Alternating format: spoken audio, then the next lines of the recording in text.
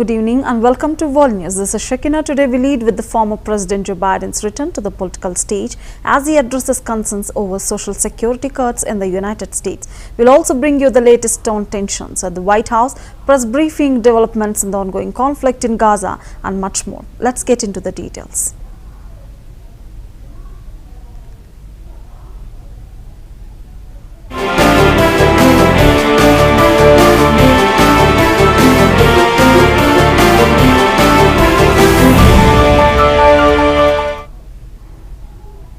Well, we begin with North America, where former President Joe Biden has delivered a strong defense of the social security system. Former Democratic U.S. President Joe Biden on Tuesday, April 15, made his first major speech since leaving the White House in January, defending the Social Security Administration as the Trump administration cuts agency staff and shutters some of its offices. The speech in Chicago to disability advocates was a major reemergence by Biden onto America's political landscape as President Donald Trump's Department of Government Efficiency, run by tech billionaire Elon Musk, makes massive cuts to the federal workforce. Social Security is more than a government program. It's a sagged promise we made as a nation, said Biden. We know just how much Social Security matters to people's lives. This is a pays out $1.4 trillion in benefits to 73 million elderly and disabled Americans annually. Trump repeatedly pledged during his election campaign not to touch Social Security benefits. That's why I asked the governor to take over, by the way. But look what's happened now.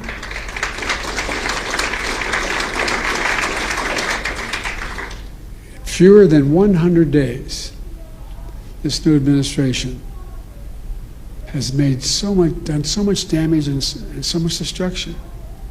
It's kind of breathtaking it could happen that soon. They've taken a hatchet to the Social Security Administration, pushing an additional 7,000 employees, 7,000 out the door in that time, including the most seasoned career officials. Now they're getting ready to push thousands more out the door. Already we can see the effects. For example, thousands of people use the Social Security website every single day to check on their benefits and submit their claims. But now, the technology division of the Social Security Administration has been cut in half. And so the website's crashing. People can't sign on to their accounts. What do you think it does to that woman's living alone at 74 years checking, just not able to even find out whether she can't even find out what that disability claim that she had. She can't file a new disability claim. And a lot of these people are being told incorrectly that their benefits have ended. Folks, imagine the panic that causes if you're a retiree living alone with only Social Security to depend upon. So now people are overwhelming the phone lines. They're showing up at the local Social Security office, tearful and frantic, and told, "Do you have an appointment?" In that tone, by the way. I can give you a personal example if I'm not going to them. To cap it all off, serious people are now generally concerned for the first time in history, for the first and only time in history, that Social Security benefits may be delayed or interrupted. Folks, let's put this in perspective. In the 90 years since Franklin Roosevelt created the Social Security system, people have always gotten their Social Security checks. They've gotten them during wartime, during recessions, during a pandemic. No matter what, they got them. But now, for the first time ever, that might change. It would be a calamity for millions of families, millions of people. The current Secretary of Commerce doesn't seem to get it. Or based on his comments, he doesn't seem to even care. Many of you saw what he said the other day. And by the way, he's a billionaire, God love him, as my mother would say. Shifting now to the White House, Press Secretary Karine Jean-Pierre faced a barrage of questions regarding the administration's deportation policies, leading to a tense exchange. During a written press briefing on Tuesday, White House Press Secretary Karen Jean-Pierre expressed frustration with reporters' questions regarding recent deportation policies. The exchange became notably tense when a reporter inquired about the administration's stance on the deportation of Kilmer Abrego Garcia, a Salvadoran man who was wrongfully deported despite judicial protection. While moments of friction between the White House and the press corps are not uncommon, today's confrontation marks one of the most direct verbal rebukes from the podium in recent months. I just told you the reason. It was a counter-terrorism operation, a deportation of foreign terrorists, not illegal criminals. Two different things. Foreign terrorist, illegal immigrant criminal, two different things, two different definitions. You should look them up. I'm not sure what is so difficult about this for everyone in the media to understand, and it's appalling, truly appalling, that there has been so much time covering this alleged human trafficker and this gang member, MS-13 gang member. It's truly striking to me. Well, first of all, the information was released by the Department of Homeland Security.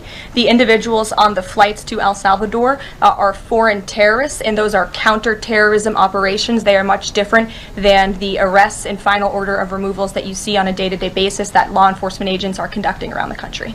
That information was not, to that detail, was not released by DHS, though. I just told you the reason. It was a counter-terrorism operation, a deportation of foreign terrorists, not illegal criminals who have been convicted of heinous crimes living in our American communities. Two different things. Foreign terrorist, illegal immigrant criminal, two different things, two different definitions. You should look them up. First of all, President Bukele said that he is not going to smuggle a foreign terrorist back into the United States of America, as many in this room in the Democrat Party seemingly want him to do. Abrego Garcia was a foreign terrorist. He is an MS-13 gang member. He was engaged in human trafficking. He illegally came into our country. And so deporting him back to El Salvador was always going to be the end result. There is never going to be a world in which this is an individual who's going to live a peaceful life in Maryland, because he is a foreign terrorist and a MS-13 gang member. Not only have we confirmed that, President Bukele yesterday in the Oval Office confirmed that as well. So he went back to his home country, where he will face consequences for his gang affiliation and his engagement in human trafficking. I'm not sure what is so difficult about this for everyone in the media to understand, and it's appalling, truly appalling, that there has been so much time covering this alleged human trafficker and this gang member. I just told you the reason. It was a counter-terrorism operation, a deportation of foreign terrorists, not illegal criminals. Two different things. Foreign terrorist, illegal immigrant criminal, two different things, two different definitions. You should look them up. I'm not sure what is so difficult about this for everyone in the media to understand, and it's appalling, truly appalling, that there has been Controversy erupted at a town hall event in suburban Atlanta, where U.S. Representative Marjorie Taylor Greene addressed supporters. U.S. Representative Marjorie Taylor Greene came down to a town hall in a suburban Atlanta on Tuesday night to deliver full-throated support of President Donald Trump, and she wasn't letting the protesters face her, not even the one who was wrestled to the ground by police and subdued with the taser.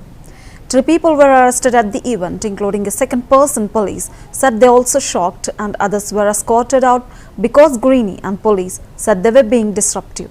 But a majority of the crowd of more than 150 was supportive of the Republican, who represents a heavily GOP district stretching from Atlanta's northwest suburbs to the Tennessee border.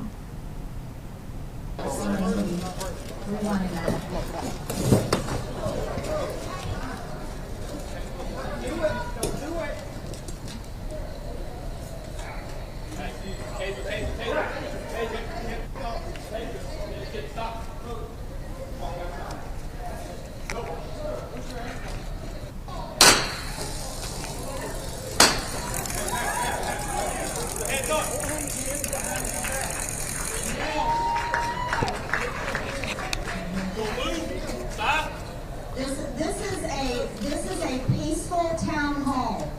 The Democrats have been rioting. They are the party of violence. They are the party that... Go. Go. Go.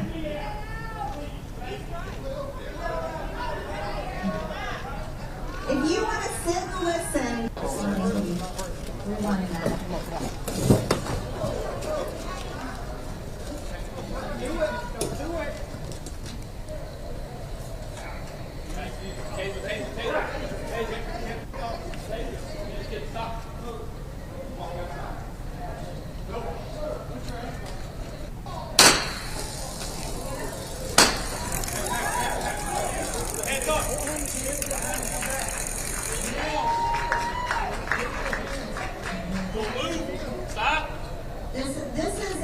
This is a peaceful town hall.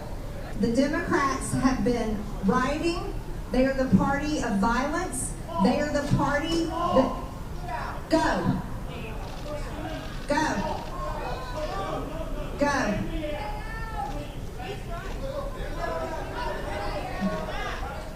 If you want to sit and listen...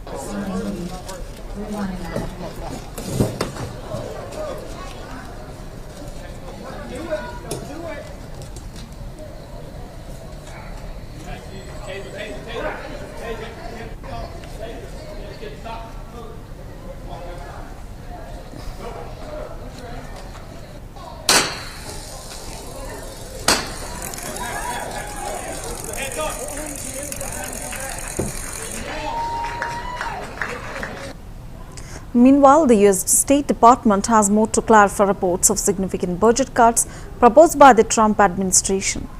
The State Department clarified on April 15 that no final budget has been confirmed following reports of an internal memo suggesting President Donald Trump's administration plans to cut the department's budget by nearly 50%. Spokesperson Tammy Bruce emphasized that the planning document was not officially released and does not represent a finalized proposal. She stated there is no final plan, final budget, distancing the department from leaked details circulating to the media. Hi. Oh, hi. Hi there. Thank you, ma'am. That throughout the history of the United States, everyone has a budget plan. And everyone has ideas for budgets. And every president has a budget plan and sends it to Congress. And then Congress either accepts it or they have their own ideas, which happens more often than not.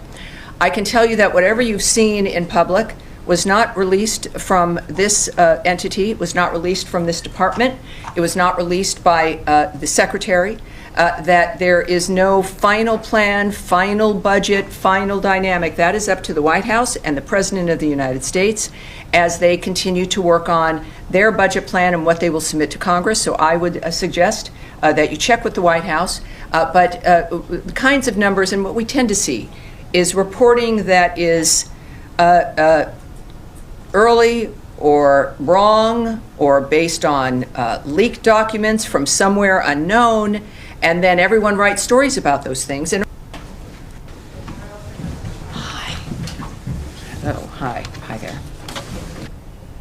Turning our attention now to South America, where there are calls for updates on Venezuelan citizens in El Salvador and celebrations in Ecuador following their presidential election. Now let's begin with the El Salvador. Grant us a call, grant them communication. Relatives urge updates on Venezuelan in El Salvador.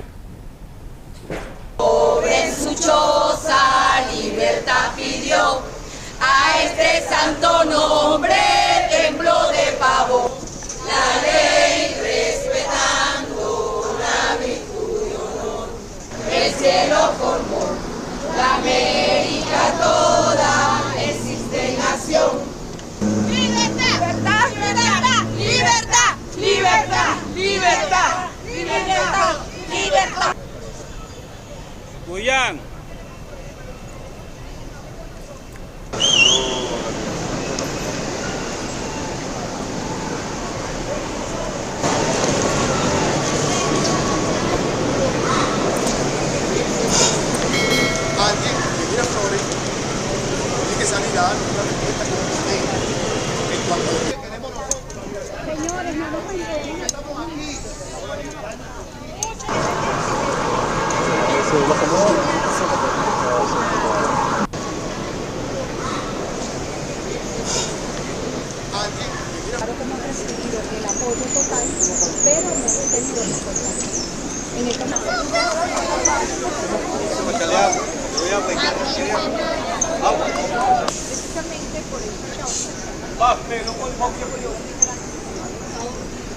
lo que uno sufre.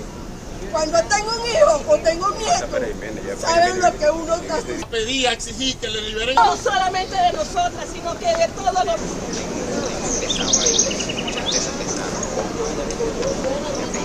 Justicia, justicia, justicia, justicia, justicia, justicia, justicia, justicia, justicia. Totalmente demostrado, son inocentes. Porque La política del señor Trump. De verdad que no comprendemos esta situación. Y le pido, por favor, a la fuerza... Una mujer se quiere depilar el cabello porque la Constitución lo establece. Un hombre se quiere cambiar de sexo porque la Constitución lo establece. Hasta esta fecha no tengo respuesta de mi hijo. No tengo respuesta. Pobre en su choza, libertad pidió. A este santo nombre tembló de pavor. La ley respetando la virtud y honor. El cielo formó la América toda, existe nación. libertad, libertad, libertad, libertad, libertad, libertad, libertad. Guyán.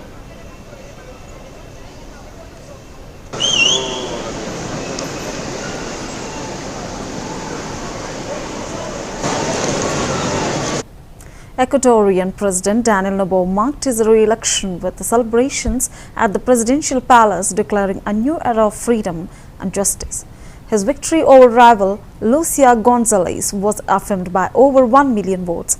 European Union observers joined by electoral authorities and international partners dismissed all fraud allegations, confirming the election was free and fair.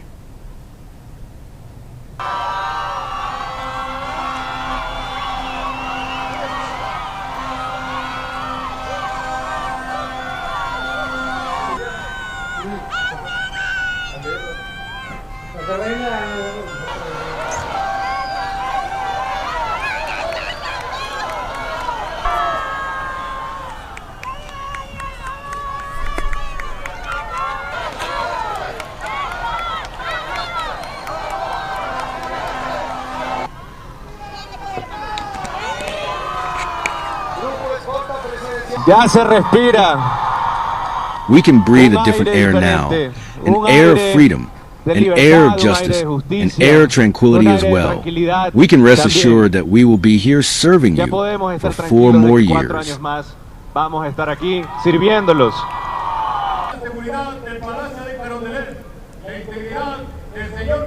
Al mariscal Antonio José de Sucre en la lucha por la libertad. En estas fiestas.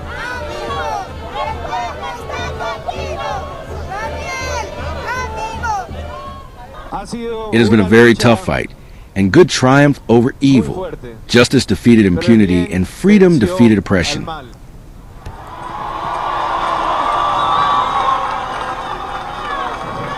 La justicia venció la impunidad y la libertad venció la opresión.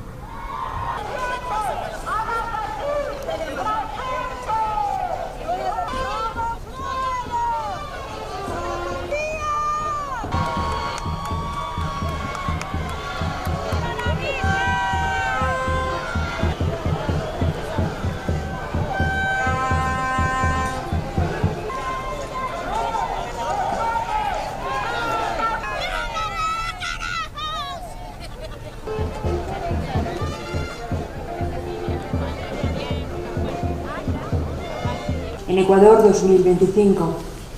Les hemos convocado hoy aquí para presentarles a Sánchez Amor, diputado del Parlamento Europeo, y también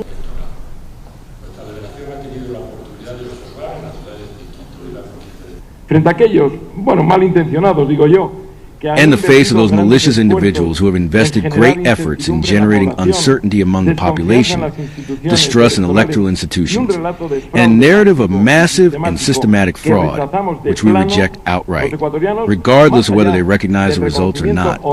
Ecuadorians have expressed their will loud and clear.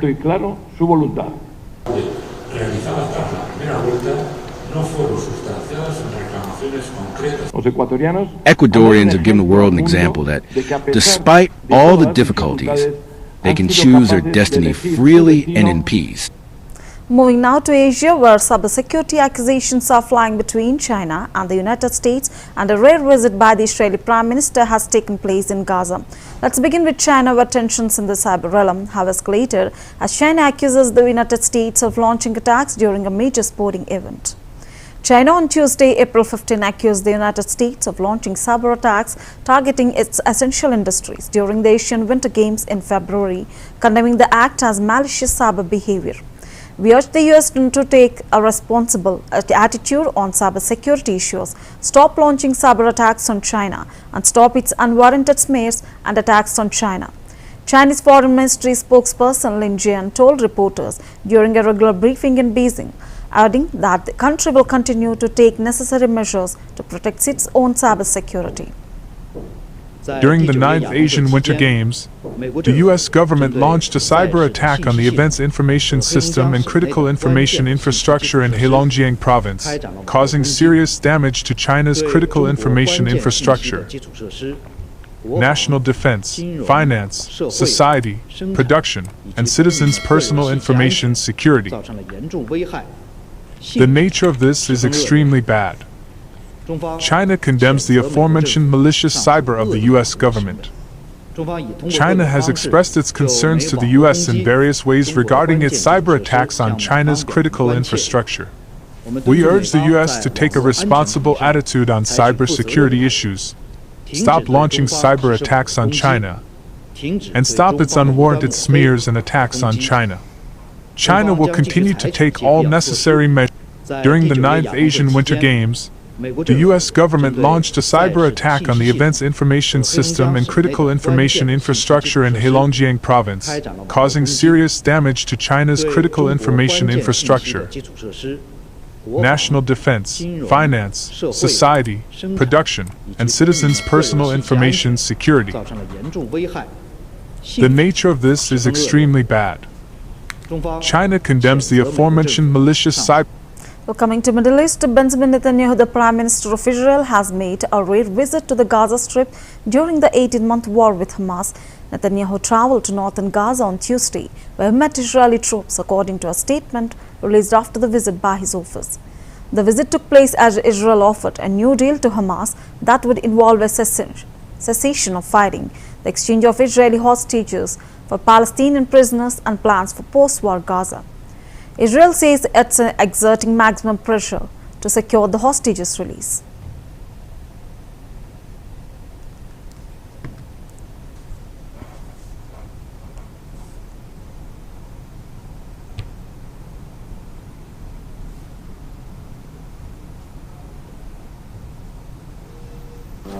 אני פה עם שר הביטחון, עם מפקדי צה"ל והלוחמים שלנו, הסדיר והמילואימניקים מופלאים. הם עושים פה עבודה נהדרת ברצועת עזה, הם מכים באויב, והחמאס יספוג עוד ועוד מכות. אנחנו עומדים על כך שהוא ישחרר את חטופינו, ואנחנו עומדים על השגת כל יעדי המלחמה שלנו. ועושים את זה בזכות הלוחמים הגיבורים שלנו.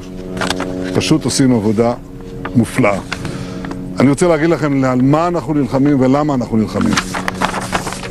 זה פוסט שהוציא הרודן של איראן, האייתולה חמינאי היום, ובו הוא מסביר מדוע ישראל חייבת להיות מושמדת. הוא עושה את זה בזמן המשא ומתן עם האמריקנים. אנחנו נלחמים על הקיום שלנו.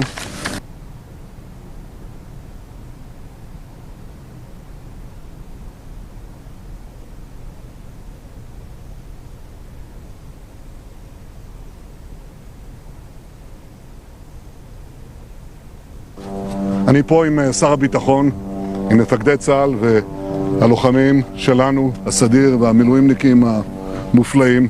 הם עושים פה עבודה נהדרת ברצועת עזה, הם מכים באויב, והחמאס יספוג עוד ועוד מכות. אנחנו עומדים על כך שהוא ישחרר את חטופינו, ואנחנו עומדים על השגת כל יעדי המלחמה שלנו. ועושים את זה בזכות הלוחמים הגיבורים שלנו.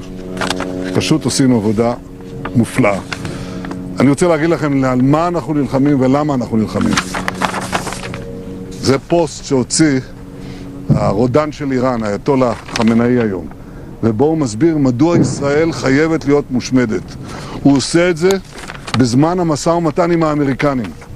אנחנו נלחמים על הקיום שלנו.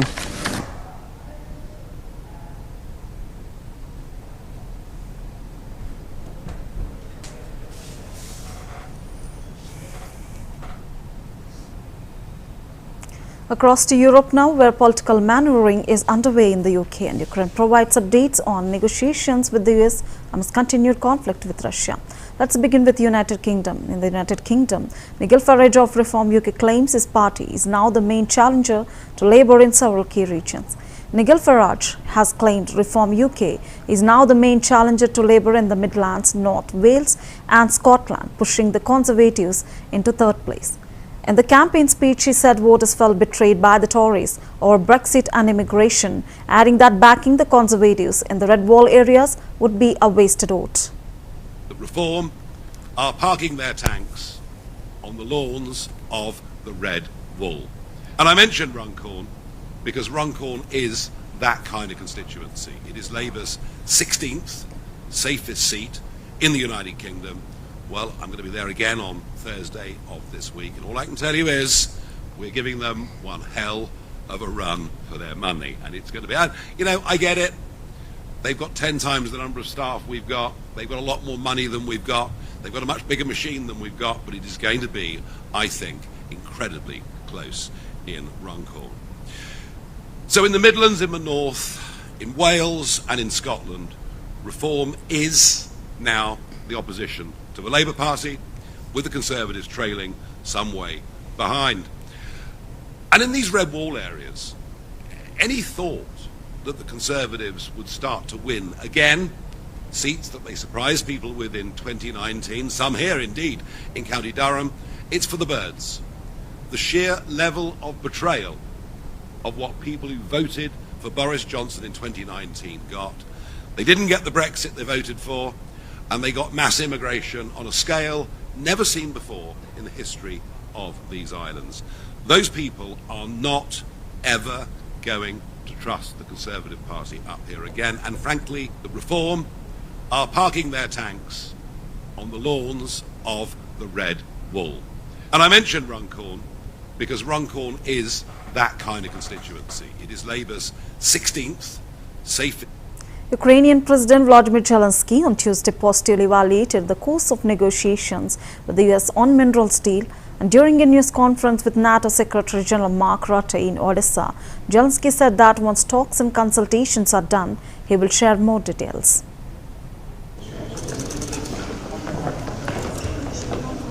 Щодо територій, Україна суверенна держава і всі території належать унітарній державі України. І всі, тому знов-таки про території нашої держави може говорити тільки народ України. І ви знаєте, що для нас це червоні лінії визнавати будь-які території тимчасово окуповані як території не українські, а російські. Тому знов-таки відповідні представники, про кого ви сказали, обговорюють питання поза своєю. Well, that brings us to the end of the World News. Thank you for joining us.